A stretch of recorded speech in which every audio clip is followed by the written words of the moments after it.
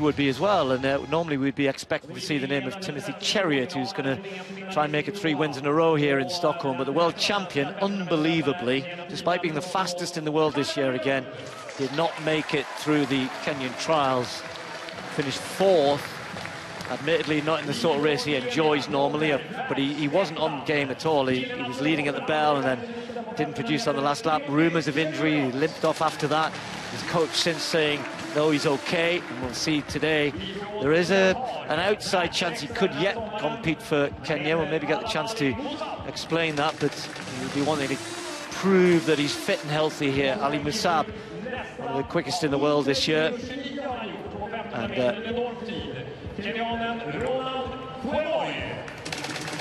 former Commonwealth medalist Ronald Kwemoi, another of the good Kenyans in here. Birgen also, he's not running quite so well this year. Bethel Birgen on the inside. So it's not a great field by the sort of field that Cheruiyot would normally expect to contend with in a Diamond League meeting. That goes without saying. So I think the real question here is, what does Cheruiyot have to do, first of all, to prove that he is fit and healthy? That's number one thing. And then there are apparently 1 or 2 issues over that are yet to be resolved, which I'll talk about in a second, about the 3 who made it into the team. Charles Samatwa won the trials, but Kamar Etiang, who's kind of was the surprise package. All athletes have to be involved in the drug testing pool for quite a period of time, particularly with Kenya being on the A list, if you like, of countries being looked at by the Athletics Integrity Unit. And because he's new, not sure whether that's going to be something which he's going to be able to comply with. But we'll keep that story going. I think for Cheruiyot, Tim, what he has to do now is first of all prove he's fit and healthy, and whatever injury problems he might have had at the trials are behind him. Well, those Kenyan trials were a couple of weeks ago. There was rumours of a hamstring injury, but it looks fine there in 3rd place as he moves through 300 in a very quick, I reckon he was on about 41 seconds flat there at 300. He's gone off quickly. There is a strong rumour around that Cheruiyot, pending full fitness here, may well be slotted into that Kenyan trio for the Olympic Games. We shall have to wait and see, but he has that usual forward lean there in 3rd place, and it is quick, single file early on. Yeah, 2 pacemakers here. The first one's been asked to go through, keep going as far as he can after that reasonably quick first lap there, and then it'll be Sign, who often does pacemaking for Cheruiyot to try and keep things going, and Cheruiyot would like a good hard pace here. I mean, he ran 3:30, Tim. He does still head up the world fastest time this year. So whatever he did pick up, he'll be hoping that he can produce something quick here nonetheless. So just settled into this. He doesn't mind the hard, fast pace, even though it's a bit obviously quicker, too quick perhaps for the others to contend with, but they've been sucked into it. So it's going to come round to complete 800 metres. It looks a little bit quick here. Well, that first lap, Steve, 54.85 for the pacemaker. I mean, Cheruiyot was behind that, of course, 57.47, 152.32. That is very quick indeed. Cheruiyot himself will have gone through in about 153, so that's pretty much spot on, and he likes to run this way, doesn't he? He likes it to be fast and strong all the way. He's not into a massive last lap burn-up. He's not that sort of racer. Sign, the pacemaker still leads. Then Cheruiyot. Kazuzi's now moved into 3rd place behind him. Bethel Birgen having a much better race. Musagala is there. Musab, Fontes moving on the outside as well.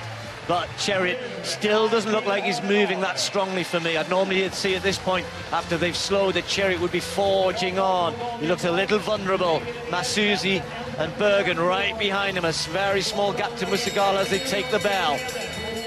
Well, about 2:37.5, 2:38 at the bell there, but he's got a whole bunch of men in his slipstream chasing him hard here. This is going to turn out to be a race. He goes through 1,200 metres. I don't think this 3rd lap has been quite quick enough, has it?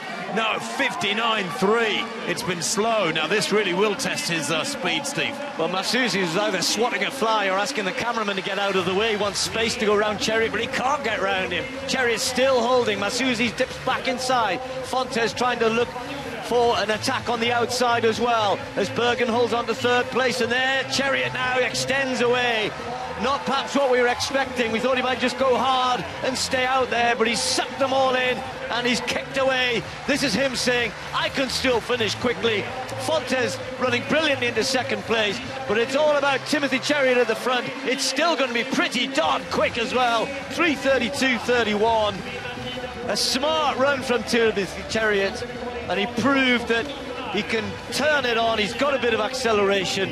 If he did have any hamstring problems, well, they've been banished with that performance there, because it wasn't just the normal Chariot go out hard and hang out there, but pace slowed, he slowed, the others thought they had a chance, tried to attack down the back straight, and then away he went. Really, really impressive last 200 metres. And it's sometimes, Tim, you kind of go, oh, it was 3:32. That is still very, very fast, nonetheless, even with that slow patch in the middle. Well, it was a strange old race. I mean, the pacemaker 54.85. Let's say that Chariot was probably, what, 55.3, something like that at 400. But the second lap, 57 seconds. The third lap, 59 seconds. But I think the sting was taken out of many of them with that first lap. You know, and 2:51 at 1200 is still pretty tasty running. And he covered his last 300 in around 41 seconds. So it wasn't blitzing fast, but it was the way that it sort of sucked the sting out of the others in the previous couple of laps. That's a big lead, Steve, down the home straight.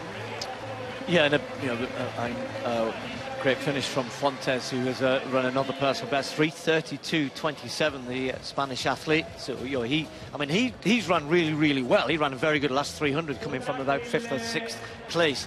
But when you see the distance, as a second that Chariot really took out of them all in the last 200 metres, I mean, that's a lot. You know, it wasn't, as you said, he didn't really burn down the back straight.